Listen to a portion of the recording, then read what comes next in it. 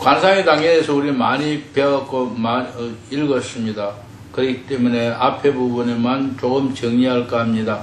감각의 밤에 하나님은 우리의 외적 감각, 기억, 상상, 이성과 같은 우리의 기능을 사용하지 않으시고 우리 내면에서 영양을 채워주신다. 언제 제가 그 표가 만들어서 표 만들어 드렸나?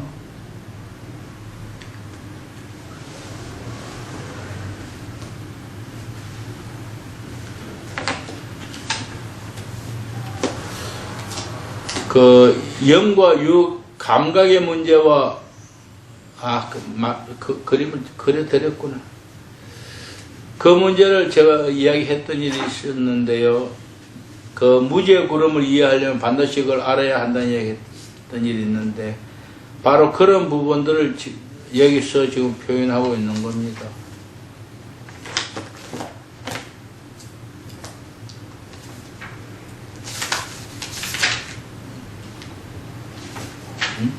지금 몇 페이지죠?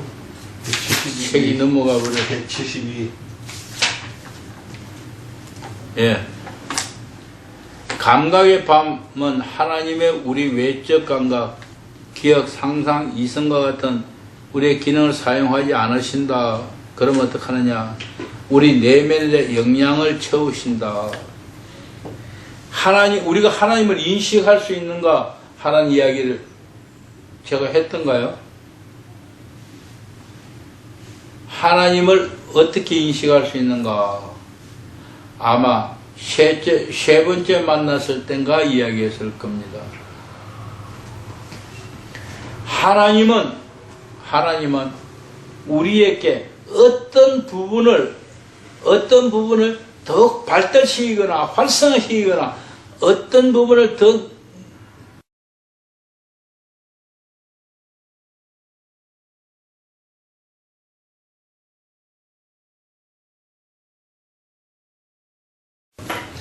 돋보기를 가요. 글자가 잘 안 보이냐. 돋보기를 갖다서 어느 부분에 갖다 그 글자가 크게 확대가 되어 내 눈에 보입니다. 지금 이해 가십니까?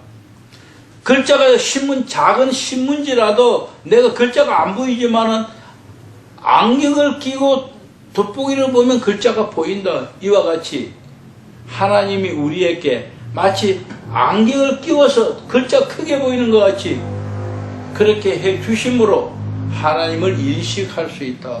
예, 모든 사람이 하나님 인식하고 모든 사람이 하나님 내 안에 계신다. 모든 사람이 나와 함께 가신다. 인식하는 건 아니다. 다만 하나님이 그 어떤 사람에게 그러한 특별한 그런 은혜를 베풀어 줌으로써 하나님을 인식하게 된다 하는 이야기를 아마 여기 이 책 속에 있습니다. 6장인가 얼마에 있을 겁니다. 자, 그리고 나아가다 보면은 뭐 철학적인 이야기가 되겠지만은 기독교도 마찬가지로 하나님 앞에서 나는 누구인가? 그런 의식이 우리 안에 현존하시는 하나님께 뿌리를 두고 있는 것이다. 나는 누구인가? 나는 하나님의 아들이다. 우리의 깊은 곳에서 하나님께서 우리에게 말씀하신다는 것을 알게 될 때까지 우리는 기도가 메마르다. 아무리 기도해도 하나님 응답 없고 아무리 기도해도 하나님이 인식되지 않고 아무리 기도해도 알 수도 없고 너무 답답하다. 그것을 메마르다는 표현을 한 겁니다. 그래서 성경책 간상기도 책을 읽다가 메마르다 혹은 사막이다 할 때에 사막이라는 것이 진짜 저 아라비아 사막같이 모래땅 사막에 나갔다는 이야기로 오해하면 안 됩니다. 모래땅 사막에 뭐가 없죠? 물이 없어요. 거기에 모래땅 사막에 물이 들어가면 어떻게 될까요? 땅이 기름지면서 숲이 생기고 풀이 생기고 숲이 생기죠. 그러면 짐승들이 찾아오죠. 그럼 거기는 온화하고 거기는 풍성하고 거기는 좋은 곳이 되는 거예요. 그런 것이 다 없어지면은 어떻게 돼요? 삭막한 거죠. 그래서 우리 사막이다.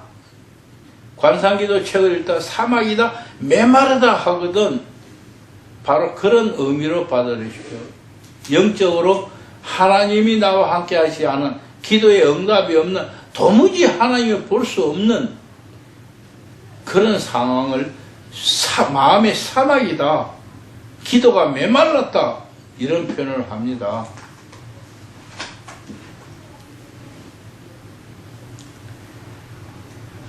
우리는 기도가 메마른 것을 하나님께 부지하셨기 때문으로 생각한다.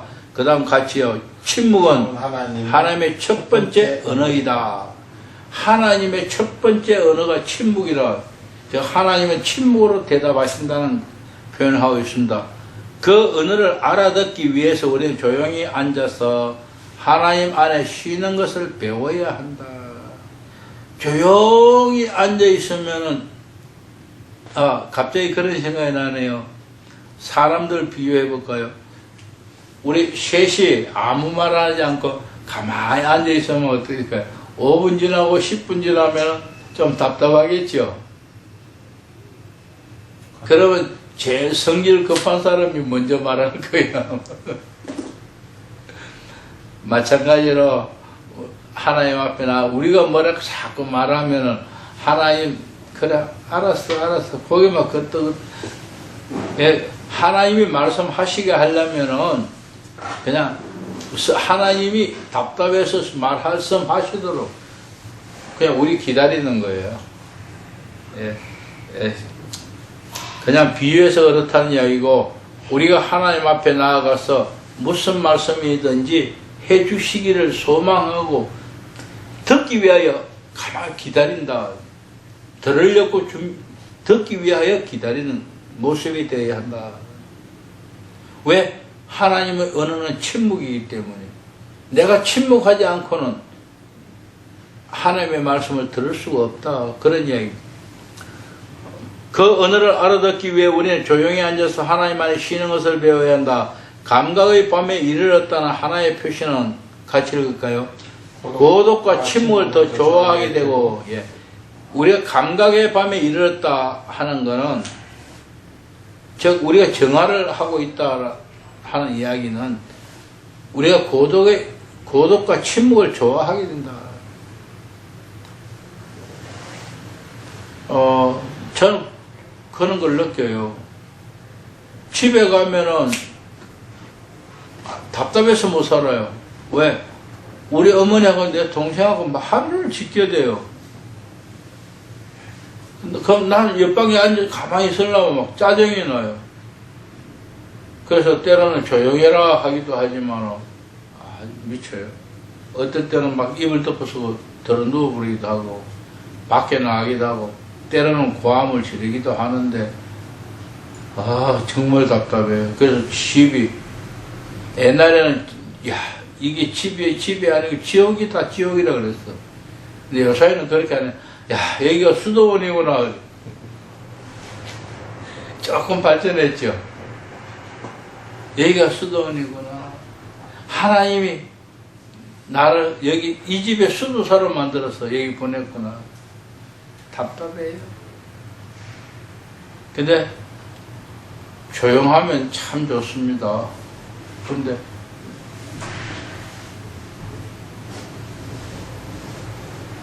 두 번째는 우리가 그 안에서 만족을 얻지 못하면서도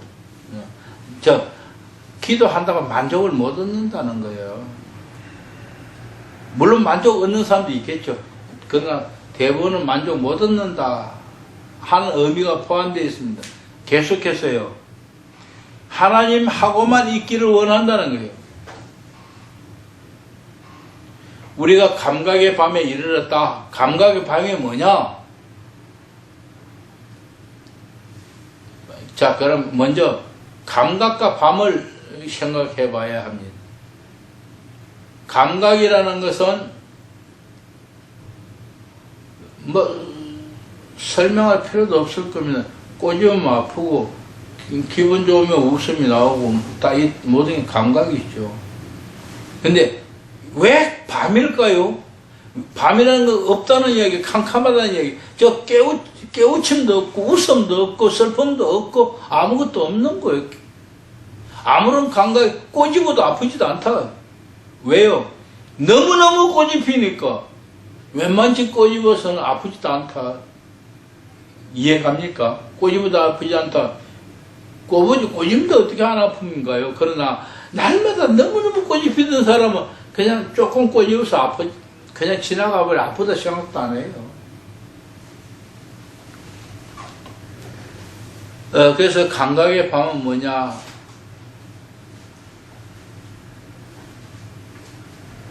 하나님이 도무지 나와 함께 하지도 않은 것 같고, 하나님이 내 속에도 계시지도 않은 것 같고, 그냥 나 홀로인 것 같아요. 왜?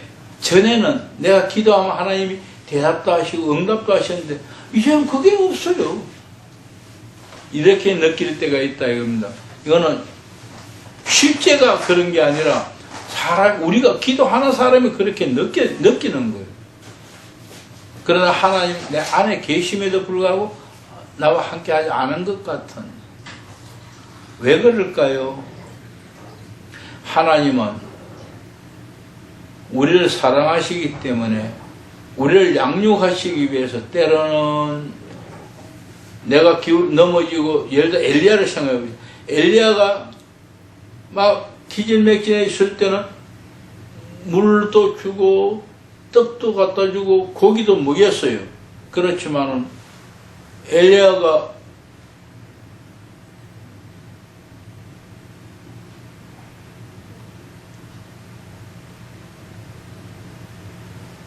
하나님 앞에 의지하지 않고 사람을 바라볼 때, 누구죠? 아합 왕이 아니고 이세벨인가요? 이세벨이 죽이겠다고 하니까 도망가버려. 그리고 이제 하나님 앞에 다 죽고 나만 남았습니다. 그때가 엘리야에게는 감각의 밤이었다. 하나님이 안 계신 것 같아요. 나 혼자뿐인 것 같다. 지금 그런 이야기예요. 감각의 밤이 뭐냐? 이전에는 내가 가끔 기도하면 그래도 가끔이라도 응답이 있었고, 하나님이 나와 함께 하신다는 가끔이라도 느꼈는데, 요 사이는 그것도 없다. 그것도 없다. 하나님이 그럼 왜 이렇게 할까? 사랑하기 때문이에요. 더 하나님 앞에 더 나아가고 하나님 앞에 더 한 발 나아갈 수 있도록 하기 위해서 모든 것을 없애는 거예요. 제것이 뭐하고 같으냐면, 두 분 목사님 혹시 전방에 근무해 보셨어요? 잠깐? GOP에 잠깐 예, 목사님은? 해안초소. 해안쪽. 해안도 마찬가지일 거예요. 전방에 가면 철책선 앞에 모래, 사계 청소해버리고, 거기다 모래 자갈 같은 거 다 뿌려놨어요. 모래 뿌리는 이유는 뭐냐 하면은, 거기 지나왔다 가면 아침에 보면 발자국이 납니다. 그 위에 모래 위에 자갈을 해놓은 건, 자갈 지나면 딱딱 소리가 나요. 그래서 해놨는데, 왜 지금 갑자기 그 생각을 했냐면은, 감각의 방에 그와 같다. 소리 안 나는 거예요. 누가 지나갈 때만 소리 나는 거예요. 바로 하나님, 지나가면 소리 나는 거지. 하나님이 우리에게 모래만 만들어 놓고 아무 소식 없도록, 아무것도 안 들리도록 그렇게 모래밭 사계 청소해놓고 모래밭 같이 만들어 놓는 거예요. 그게 감각의 밤에. 왜? 그분이 지나가면서 발자국 소리 우리한테 듣게 하려고, 지나가시는 세미한 음성을 듣게 하시려고. 왜? 엘리야가 그렇게 말했잖아요. 지나가는 폭풍 속에도 아니 계시고 바람 속에도 안 계시고 쉐미야 음성 그 속에 하나님 계셨다. 그래서 하나님은 쉐미한 음성으로 나타나시는 분. 그러니까 우리가 어떻습니까? 감각의 밤같이 우리가 조용한 하나님 없고 막 격동하고 있으면은 하나님이 해도 나타나셔도 인식을 못해요. 그러니까 자꾸 감각의 밤으로 만드는데 우리를 세상과 분리시켜주고 세상과 자꾸 분리시켜주고 그래서 어떤 고통이 당해 오거든 그 고통의 소리만 듣지 말고 이 소리가 지나가고 난 다음 폭풍이 지나가고 천둥 번개가 지나가고 세미한 하나님의 음성 그런 원리를 조용히 생각하면 하나님 감사합니다. 이것이 빨리 지나가기 원합니다. 그래야 될 거 아닙니까? 그런 것이 바로 우리에게 다가오는 감각의 밤의 일종의 감각의 밤이다. 관상기도 하는 사람에게 감각의 밤은 하나님이 항상 대답하지 않으니까 하나님이 대답이 전혀 없다. 꼭 나 홀로만 있는 것 같다. 그때가 감각의 밤이라는 그것이 바로 여기서 지금 말하는 어떤 때냐 내가 고독과 침묵을 더 좋아한 이제까지는 막 기도하며 주여 이래주세요 하고 뭐 그다음에 성경 읽고 묵상하고 했는데 이제는 조용히 침묵하기를 더 좋아해진다. 두 번째는 이 기도 속에 아무런 응답이 없어도 만족이 없어도 어때요? 그래도 하나님만 사랑하기를 원하는 사실 이게 하나님 바라는 거죠. 다음에 한 5줄 더 내면 내적 고요애로 이끌리는 것은 찾았습니까? 네. 같이 읽을까요? 내적 고요애로 이끌리는 것은 하나님께서 우리의 감각이나 이성이 아니고 직관적 능력에 넣어주시는 순수한 믿음의 결과에서 온다. 바로 하나님이 우리에게 직관적 기능에 넣어주신다. 아까 사계청소년 때 바삭바삭 소리, 간첩이, 왜 간첩이다? 왜 간첩이라고 생각합니까? 왜 직관적으로 간첩이라고 생각할까요? 당연히 아구는 그거 안 나가니까. 아구는 그거 안 나오고 아무도 없는데 그 바삭바삭 소리 나는 사람이 지나오는 적군 아니면 지나올 수 없잖아요. 이성적으로 판단하면. 그러나 직관적으로, 그렇게 판단하기 전에 간첩이야. 딱 느끼는 거예요.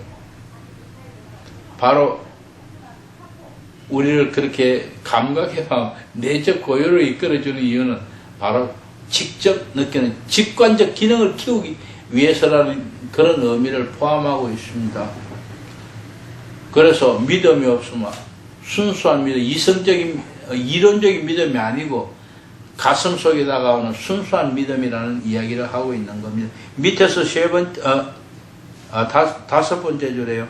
순수한 믿음의 훈련에 익숙해지면 하나님에 대한 신뢰와 겸손이라는 두 가지 열매를 경험하게 된다. 순수한 믿음, 즉 내적 고요, 즉 감각의 밤에 이르면 그런 말입니다. 감각의 밤이 이르면은 즉 내적으로 고요해지면은 그게 바로 순수한 믿음에 의해서 그런 것이 고요해진다. 그게 바로 하나님을 믿는 신뢰하는가 그리고 조용한 겸손이 따른다. 겸손이 없는 것은 결국 무엇이라고 표현합니까? 같이 읽어볼까요? 밑에서 셋째 줄입니다. 겸손은 우리가 남을 판단하기 싫어하는 것으로부터 나타난다. 우리의 좋아 보이는 행실에도 이기적인 동기가 끼어 있으므로 아무도 그 동기를 들춰내지 않기를 바란다. 쭉 읽어 다 그 내용인데요. 무엇보다 중요한 겸손한 건 남을 판단하기 싫어한다.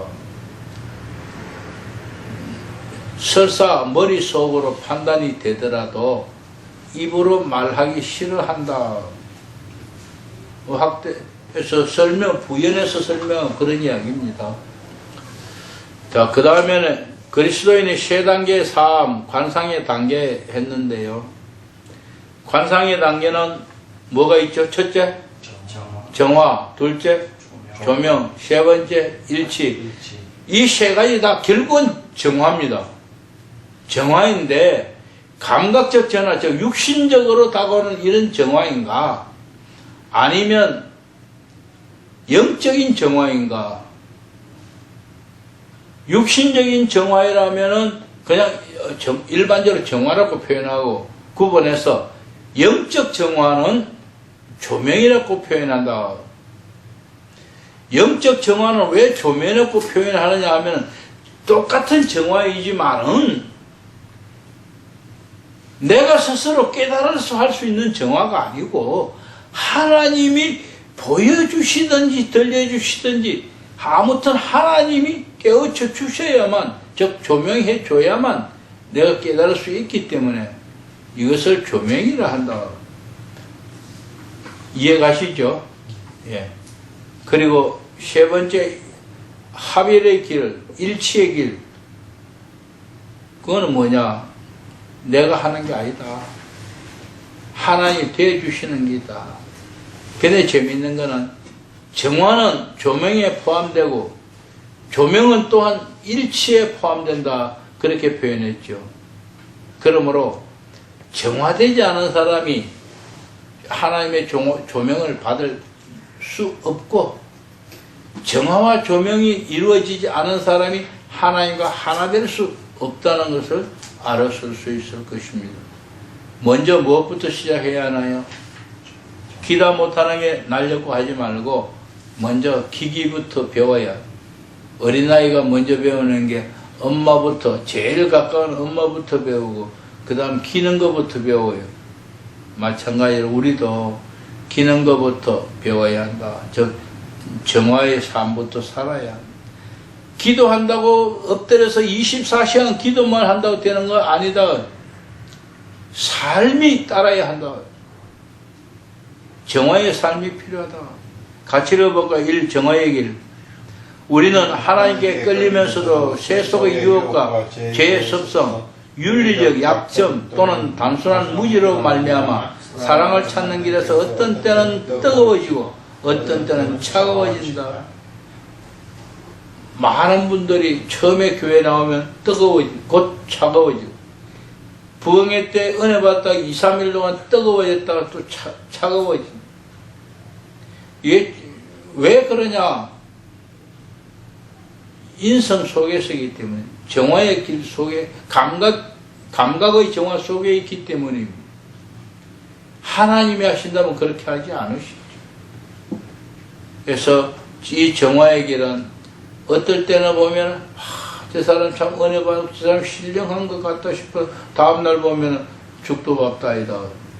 어떤 사람은 하나님 앞에 내 목숨이라도 바쳐서 순교라도 할 것 같았지만 나중에 보니까 아니더라요. 그런 경향이 많습니다. 그래서 그런 뜨거운 부분만 아니라 이런 부분도 있습니다. 부흥회 때 교회에서 헌금을 나는 500만 원 하겠다 하고 작정을 했는데 부흥회 끝나고 집에 들어와서 한 주 지나고 2주 지나니까 500만 원 너무 많어. 반만 해야겠다. 그래서 반은 하고 반은 그냥 띠먹어야겠다. 띠먹어야겠다가 아니죠. 반은 그냥 다음에 하든지 기회가 나면 하든지 하고 좋은 말로 표현하죠. 그러다가 한 달이 지나고 2달이 지나면 내가 생활도 불편하고 이래저래 어려운다. 100만 원만 해야겠다. 그러다 한 5, 6개월 지나면은 이거 참 어려운데 하다가 한 1년 지나면요, 강단에서 목사님이 뭐라냐, 작정 헌금한 거 이제 연말이 돼서 결산합시다 하는 이야기 들으면 야, 이사 가야겠다. 이사 가야겠다. 이사 가면 작정 헌금 안 해도 되잖아요. 아무 데나 가도. 바로 사람은 그렇게 변한다는 거예요. 그래서 이 정화는 참으로 어렵다. 그래서 하나님이요, 이 정화가 완전히 백지장같이 깨끗이 되도록 기다리시느냐? 그렇지 않다. 그래서 하나님 보시기에 어느 정도 정화되면 그냥 인정하시는 거예요. 이것이 우리 개신교 개념에는, 개신교 신학에는 그런 게 없어요. 굳이 표현은 하나님이 사랑으로 인내하시며 그냥 참으신다. 가톨릭에서 신학에서는 인본주의라서 말을 하지만 이렇게 표현합니다. 기도하면 용서해 주는 죄가 있고, 기도하지 않으셔도 하나님이 묻지 않는 죄가 있다는 거예요. 무슨 죄일까요?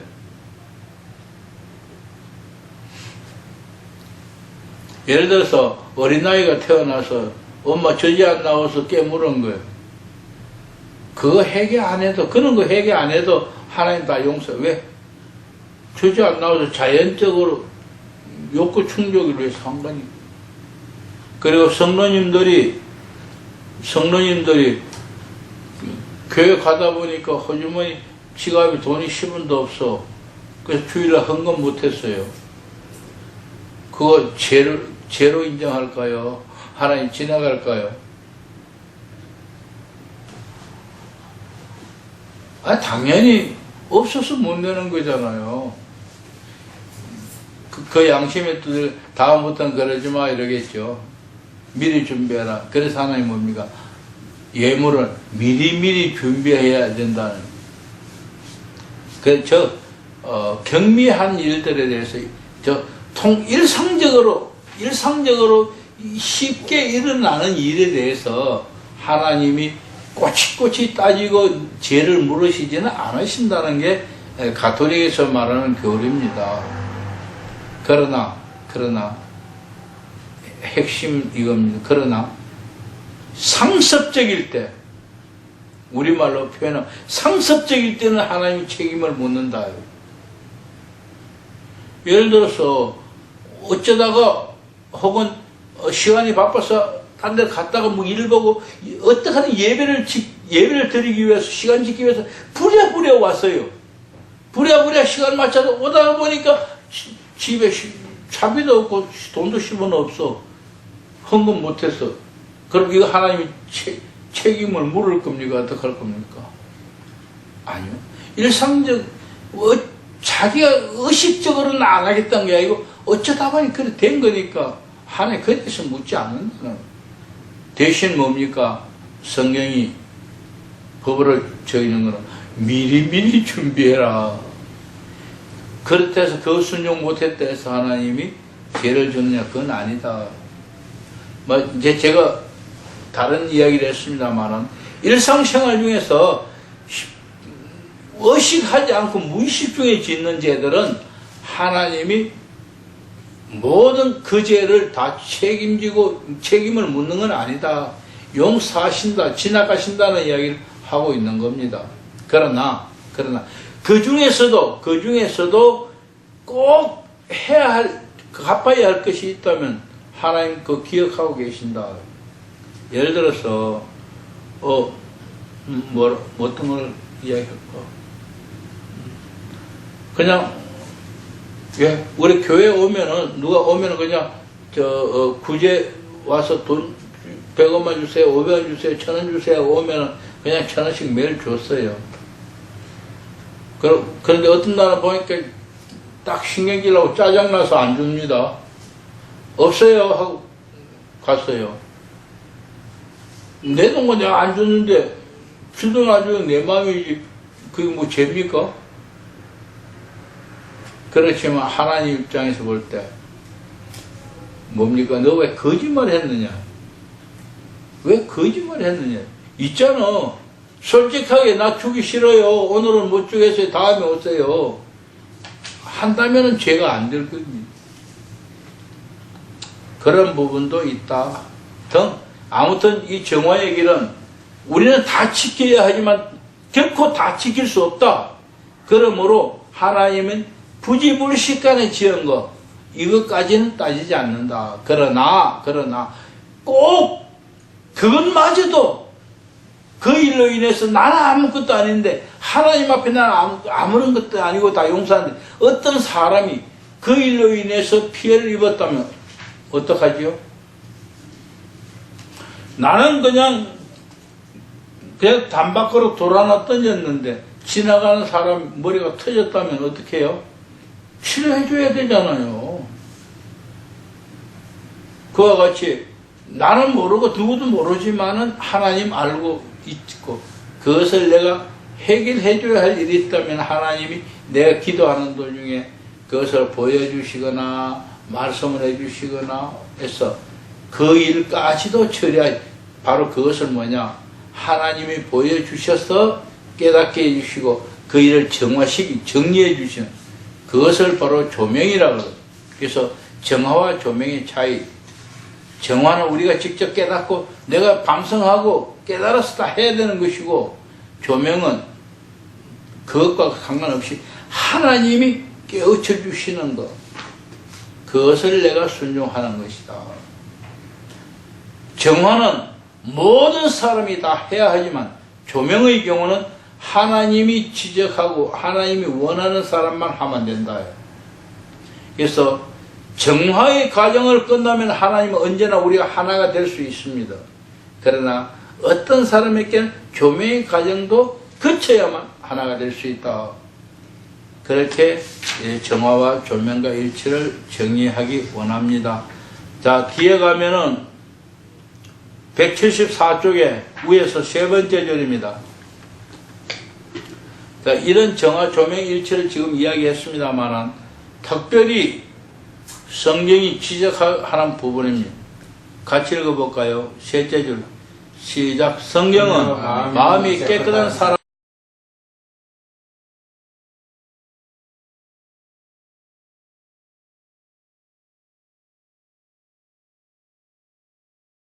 입니다. 그렇기 때문에 예수님의 팔복을 다 이야기하시는데 그 중에는 다 천국 들어가는 복이 하나님을 보는 복은 다만 마음이 청결한 이거 하나밖에 없다는 거 기억하셔야 합니다. 천국은 믿으면 다 갈 수 있어요. 이런저런 상도 다 여러 가지 다 받을 수 있어요. 그러나 하나님을 보는 것은 절대로 마음이 청결하지 않으면 보지 못한다. 어떤 사람이 그러면 어떤 사람이 마음이 청결한 사람일까요? 관상가들. 아니요. 첫째로 마음이 청결한 사람은 하나님을 위하여 목숨을 내놓은 사람입니다. 순교자들이 그들은 마음이 청결한 자다. 왜? 피로 갚았어요. 그래서 천국 가면은 보자 제일 가까운 곳에 순교자가 있다. 쭉 나열. 우리는 어디가 있을까? 천국 간 것만 해도 만족할까요? 여기서는 천국 가는 것이 만족하다고 생각할지 모르지만 아마 천국 가면 개신교 성도님들은 천국에는 있어도 하나님 보좌 앞에는 없을걸요? 그거는 거짓말입니다. 개신교도 순교자들 많아요. 어쨌든 하나님의 얼굴을 보고 하나님의 말씀을 듣고 할 수 있는 가까이 있는 사람은 마음이 깨끗한 하나님처럼 깨끗한 사람만이 갈 수 있다. 그런 이야기하고 싶고요. 다음에 176쪽에 가면은 테레사의 관상기도, 관상의 단계, 이 부분은 제가 뺄까 넣을까 굉장히 자제를 하고 넣었다가 삭제했다가 몇 프로 했던 부분입니다. 그러면서 마지막 넣은 것은 주입된 평정이다, 뭐 일치의 기도다, 변형하는 일치다, 이런 말들에 용어 설명에 도움이 되겠다 해서 포함했던 겁니다. 자, 테레사의 관상에 주입된 평경, 감각의 밤이 완성에 이르려 할 때 솟아나는 첫 번째 은총은 마치 신선한 공기가 자신의 영에 들어오는 것을 느끼는 것과 같은 신비스러운 깨달음이다. 아벨레 테레사는 신선한 공기가 들어오는 것 같이 이야기했습니다만 저는 그렇게 표현하는 산 위에서 높은 산 위에 올랐는데 밑에서 안개가 연무가 싹 밀려와 저 밑에 등 언제 와서 나를 지나 넘어가는 그런 느낌. 그때 마음의 평화, 그때 그 아름다움, 그때 그 행복, 그것이 그 말로는 표현할 수 없는데 뭐 그런 것이라 그렇게도 생각해 봅니다. 자, 셋째 절에 보니까 우리 존재의 가장 깊은 곳에 현존하시는 하나님께서 뿜어내시는 향기가 우리의 영의 기능 안으로 도달한다. 얘는 아벨레 테레사가 이야기한 거고요. 또 주입된 평장이라는 말이고, 이것은 신학자들이 주입된 평장이라는 말을 사용을 합니다. 그래서 포함시켰던 겁니다. 두 번째는 평정의 기도, 오른쪽에 177쪽에 평정의 기도는 주입된 평정보다 더 깊어지는 기도이다. 그것보다 더 깊어진다. 그게 마음대로 될까요? 성령님이 인도하셔야만, 하나님이 허락하셔야만. 신선한 활동에 우리의 의지를 영적인 끌어안음을 같은 형태, 영적으로 끌어안는 것 같은 형태로 꼭 잡아주시는 것은 느낌을 느낀다. 어린아이가 엄마 품에 안겼은 것 같은 때 이야기를 좀 하고 있습니다. 다음에 일체기도 중간에 내려가서 중간보다 내려가면 굵은 글씨로 표현한 데 있습니다. 같이 읽어볼까요? 어떤 경우는 상상과 기억들이 점차로 조용해지면서 깊은 평정의 감각을 갖는다. 그것들이 완전히 조용해지고 모든 의지가 하나님 안으로 빨려들면 그 안에서는 자아성찰 같은 것이 없다. 이것이 온전한 일체 기도의 체험이며 여기서 모든 기능들이 잠잠해지고 하나님 안에서 쉬게 되는 것이다. 사실 언어로 표현하는 게 어렵습니다. 이렇게 온전한 일치, 하나님께 일치된다. 그냥 빨려 들어가는 거다. 제가 그래서 뭘 하냐면은 그 순간은 마치 진공청소기가 먼지를 빨아들이는 것과 같다가 청소기 앞에 먼지를 들어가면 훅 하고 들어가 버려요. 언제 그 뭐라 표현할 수, 앞에 가면 그냥 확 빨려 들어가 버리면 말릴 방법이 없어요. 우리가 관상의 상태뿐만 아니고 무의식에 들어가는 상태, 관상이 시작하는 그 상태도 솔직히 표현하면 진공청소기가 속으로 먼지가 빨리 들어가지 순식간에 들어가 버려요. 제가 옛날에 자주 있었던 일, 기도하려고 앉았으면은요, 곧 잠이 들기 전에, 내 눈에 이런 게 보여요. 막 우물같이 깊은 우물, 혹은 터널 같은, 어떨 때는 우물 같고, 어떨 때는 터널 같은데, 우물 같은데 보면 우물 속으로 깊이, 우물이 얼마나 깊은지 밑을 보면 계속 깊어지는 거예요. 그래서 뚜루박 내려갈 것도 아닌데, 다 밑에 끝까지 깊어지는 것까지 보여. 느낌으로 저렇게 더 내려가면 지구 끝이 보이겠다는 생각 날 정도로. 때로는 앞에 터널이 보이는데, 터널이 얼마나 깊은지, 터널 속이 끝까지 터널이 한없이 있나. 마치 터널을 기차 타고 지나가면 막 지나가듯이 터널이 보입니다. 한두 번이 아니고, 한두 달도 아니고, 수없이 그런 경우가 있었습니다. 그러다가 어느 날 보면, 그 다음엔 그냥 잠들어 버려. 그래서 그때는 그게 다 뭔지 몰라. 지금은 이렇게 표현해. 그게 바로 감각이, 우리의 영적 감각이 변하기 시작하는, 즉 집중이 되기 시작하는, 무의식으로 들어가는 과정이다, 단계다 생각합니다. 모든 사람이 다 그렇지 않겠지만 많은 사람이 그런 것을 체험할 줄 압니다.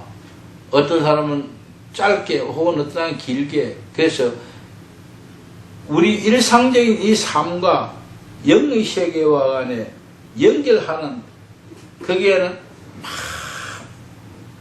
깊은 혹은 먼 거리 이 차이가 있다. 감각의 세계와 영적의 세계는 이런 엄청난 차이가 있다는 것을 그 역설적으로 설명하는 장면이라 나는 그런 생각을 하기도 합니다. 이거는 뭐 신학적인 표현이나 이런 것으로는 표현할 방법이 아니고요. 그냥 저 생각이 그렇습니다.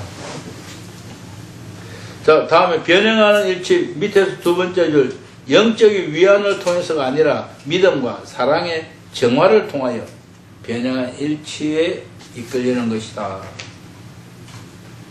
다음 쪽에 넘어가서 변형하는 일치란 가치를 씁니다. 변형한 일치란 어떤 경험들을 연속적으로 갖는 것이 아니라 의식을 재구성하는 것이다. 이해갑니까? 어떤 일이 연속적으로 계속 일어나는 게 아니고 생각이 바뀌어지게 하는 거라고요. 내 의식 구조가 바뀌어버린다.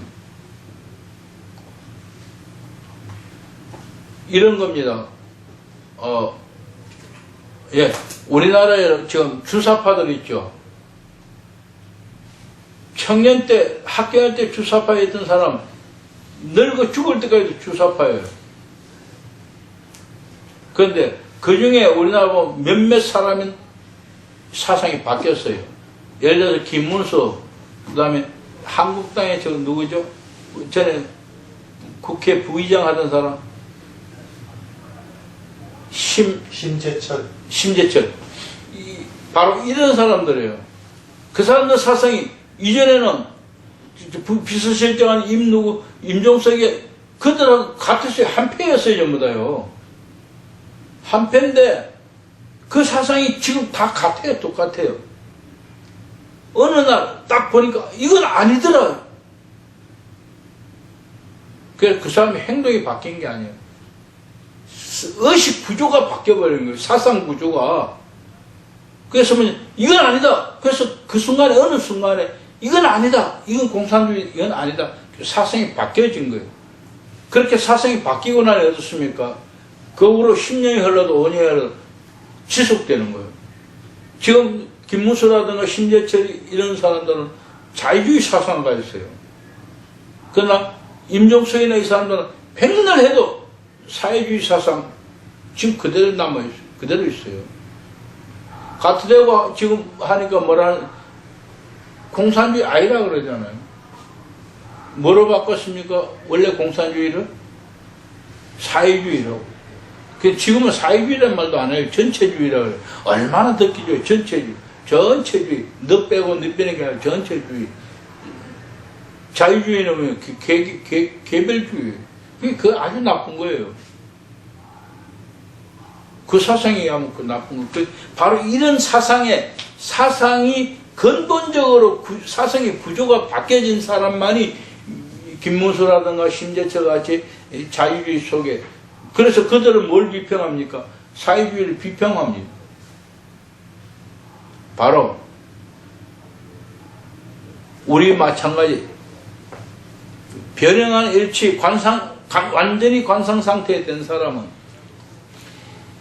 그 사람들 같이 행동이 바뀌지 않고 있는 게 아니라 행동은 왜 바뀌냐? 생각이 의식 구조가 바뀌었기 때문에. 그래서 변형하는 일치를 하니까 많은 사람들이 그러니까 완전히 뒤집어졌을 거라 생각하는데 그거 아니다. 그치 뒤집어져 맞자 속 생각이 다르다면은 그거는 가민일 뿐입니다. 바로 우리가 변형한 일치에 이른다는 것은 내 속이, 내 사상이, 신앙 사상이 완전히 하나님의 사상으로 바뀌어버렸다. 그래서 행동이 바뀔 수밖에 없는 게 행동은 자연적 따라가는 거예요. 바로 이런 것들이 관상기도 참 변형한 일치다. 그래서 관상기도 한다고 모든 사람이 이렇게 변화하는 건 아니다. 거기도 깊이가 있다. 그래서 관상기도 할 때 나중에 나아간 이들을 위한 관상기도 할 때면 그 그림을 그래서 설명할 거예요. 관상의 시작 단계가 있고 영적 약혼의 단계가 있고 영적 결혼이라 하고 그 다음 변행일치라 이 심도를 깊게 그때 와서 다루도록 하고요. 지금은 그냥 이렇게 영적 재구성이 이루어진다. 절대 우리 속엔 이 생각이 재구성이 되지 않는 이상 요만큼 바뀌어진다 해서 되는 건 아니다. 왜? 요만큼 바뀌면 바뀌는 거울로서 나아갈 수 없어요. 왜냐하면 다른 큰 영향에 의해서 또다시 바뀌게 돼요. 그래서 완전히 재구성, 재배열해야 한다. DNA가 똑같으면 어떻게 하면 아무리 잘라내도 안 되는 거예요. DNA를 바꿔야 한다. 지금 그런 이야기가 됩니다. 180쪽입니다.